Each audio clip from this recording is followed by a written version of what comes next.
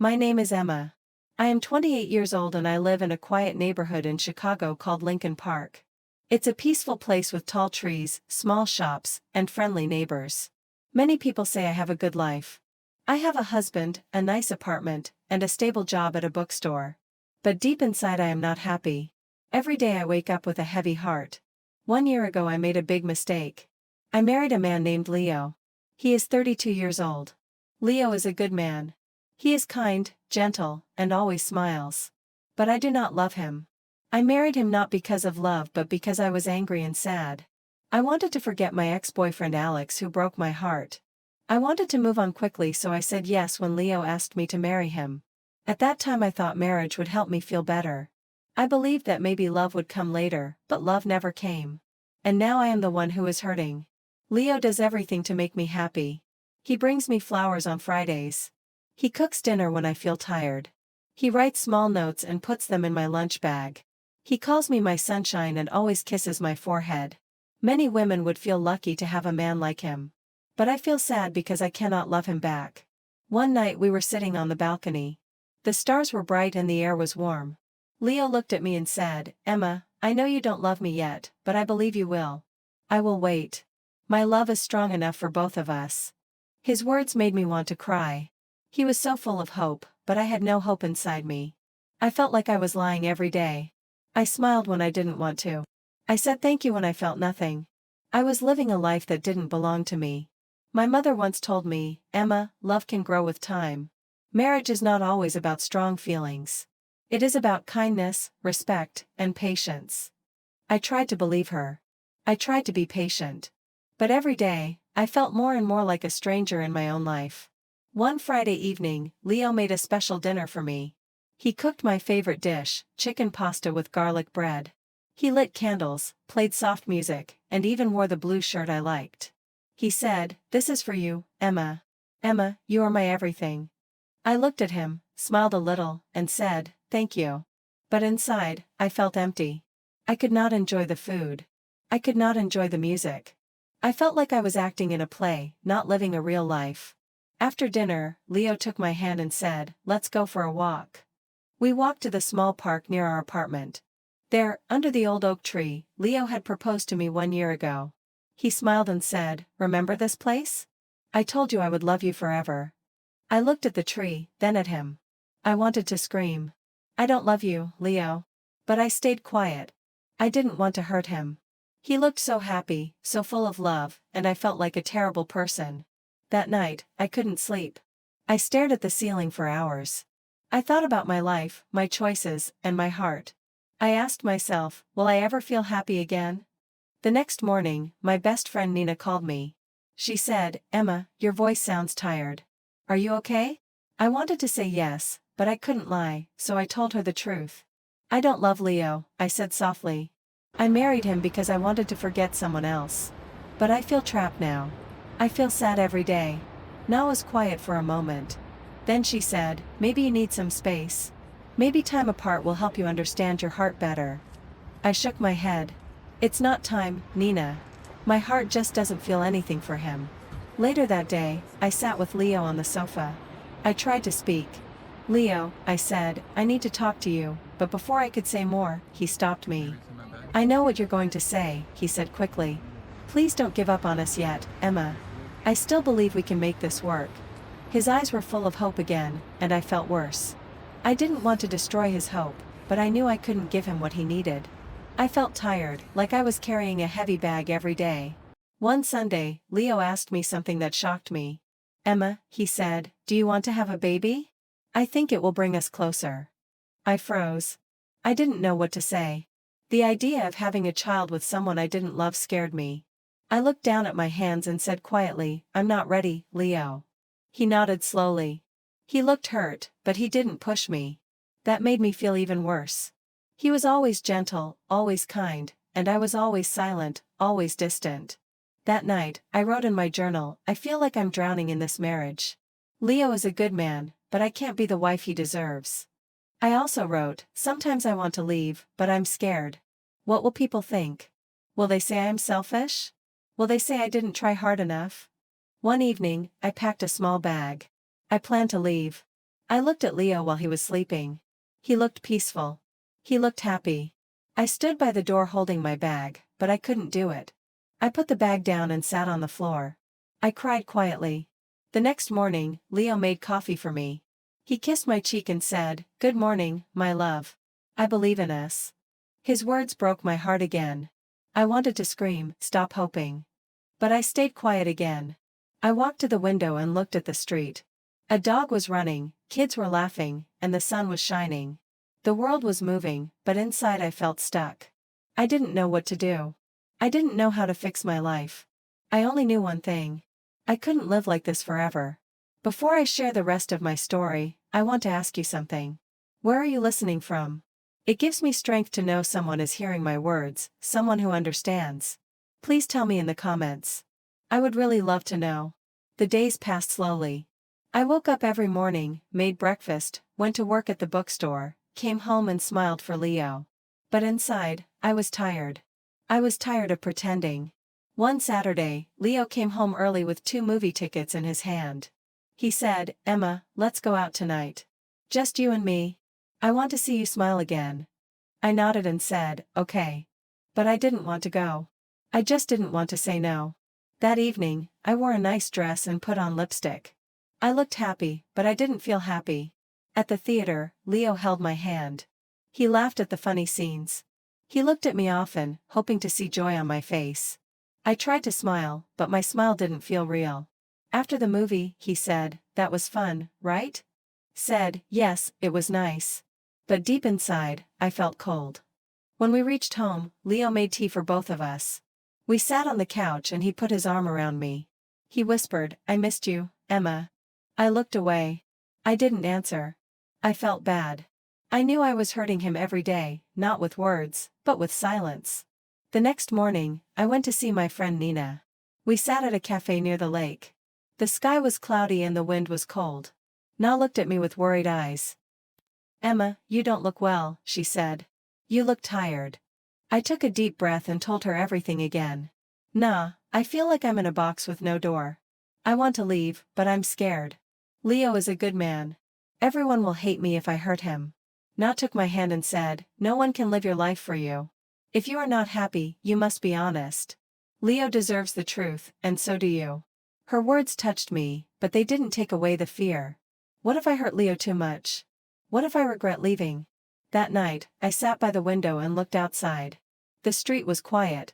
Lights from other homes were glowing. I wondered if people in those homes were happy. Did they also pretend like me? Leo came and sat beside me. He looked at me with gentle eyes and said, "Emma, you've been so quiet lately. I feel like I'm losing you." I wanted to tell him the truth, but I couldn't. I looked at him and said, "I'm just tired. Work has been busy." He didn't say anything. He just nodded. I could see the sadness in his eyes. The next week, Leo planned a short trip. He said, "Let's go to Lake Geneva for the weekend. Just you and me. Maybe the fresh air will help." I didn't want to go, but I said yes again. I didn't want to hurt him. We drove for 2 hours. The lake was calm, the trees were green, and the sky was blue. It was beautiful, but I felt nothing inside. Leo booked a small hotel by the water. In the evening, we walked along the shore. He took pictures and laughed. He held my hand and said, "This is nice, right?" I didn't know what to say. My heart was silent. I felt like I was walking in a dream. A dream that wasn't mine. That night in the hotel, Leo gave me a small box. I opened it and saw a necklace with a tiny heart. He said, "This is for you. My heart is yours." I looked at the necklace and felt tears in my eyes. Not because I was happy, but because I knew I didn't deserve his love. "Thank you," I said, my voice low. Later, when he fell asleep, I sat on the floor near the bed. I didn't want to cry out loud. I just sat there thinking. I thought about the day we met. I remembered how kind Leo was to me when Alex left. He helped me, listened to me, and made me smile again. But I never felt love for him. I married Leo because I was broken. I didn't think clearly. I thought being with someone nice was better than being alone. But now I see it as worse to live without love. When we came back to Chicago, I started writing letters to myself. I didn't show them to anyone. I just wrote what I felt. One letter said, "Emma, you are not a bad person. You made a mistake, but you didn't do it with hate. You wanted to feel better, but now you must be brave. You must find your truth. Another letter said, Leo is not your enemy. He is a good man, but he is not your home. You cannot give him what he needs. Writing helped me understand myself. It helped me see my own pain clearly. A few days later, Nina called me and said, Emma, you sound stronger. I said, I'm thinking about telling Leo everything. He deserves the truth. She said, I'm proud of you. That evening, I made tea and asked Leo to sit with me. My hands were shaking. I need to tell you something, I said. He looked at me and said, okay. I took a deep breath. Leo, I care about you. You are a good man, but I don't love you. I never did. I married you because I was hurting. I thought love would come later, but it didn't. Leo was quiet. He didn't move. His face was calm, but his eyes were wet. He said softly, I knew Emma. I saw it in your eyes. I just didn't want to believe it. Tears rolled down my cheeks. I'm so sorry, I said. I never wanted to hurt you. Leo nodded. I love you, Emma. I really do. But I can't be the only one trying. If your heart isn't here, I can't hold you back. His words broke me. He was still kind. Even when I was honest, even when I gave him pain, he stayed kind. We sat in silence for a long time.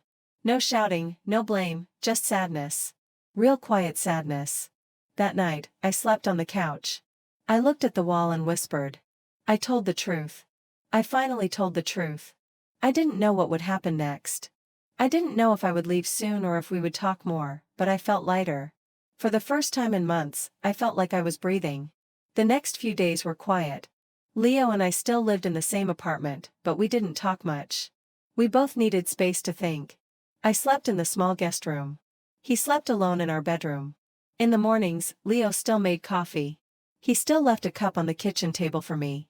But now, there were no notes, no smiles, just silence. I went to work and tried to stay busy. I helped customers at the bookstore. I arranged books, cleaned shelves, and answered questions. But my heart was not in the work. My mind was always thinking about what would happen next. One afternoon, Na came to see me at the shop. She gave me a hug and said, How are you doing? I'm okay. I said, It's hard, but I feel more honest now. Na smiled. That's a good start. What will you do next? I think I need to leave, I said quietly. It's time. That evening, I told Leo the first wanted to move out. He didn't look surprised. He asked, Do you have a place to go? Yes, I said. Na offered me her guest room for now. Leo nodded. He was quiet for a moment. Then he said, Emma, I'm not angry. I'm just sad. But maybe this is the right thing. I felt tears in my eyes. I never wanted to break your heart, I said. He gave a small smile. You didn't break my heart, Emma. I gave it to you freely, even if you couldn't keep it. I don't regret loving you. His words were kind, but they made my heart ache.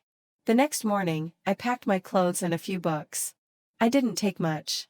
The apartment felt heavy with memories, even though we had only lived there for 1 year. I looked at the small things, his coffee mug, our wedding photo, the blanket we used while watching movies. Leo helped me carry my bag to the door. He said, If you ever need anything, call me. I nodded. Thank you for everything, Leo. You were always good to me. He looked at me one last time and said, Take care, Emma. Then I walked out of the apartment. Na was waiting in her car. She smiled and opened the door. Let's go, she said. I sat beside her and we drove away. I didn't look back. At Na's apartment, I sat in the small guest room and cried. Not because I missed Leo, but because I felt so many things. Guilt, sadness, fear, and also a little hope. For the first time, I had made a choice for myself. I had said the truth. I had taken a step forward. The days passed slowly. I stayed at Na's place for a few weeks. I helped her with cooking, cleaned the dishes, and sometimes watched movies with her. She never pushed me to talk, but she was always there when I needed to cry. I started going for long walks by the lake. I watched people walking their dogs, riding bikes, and drinking coffee on benches.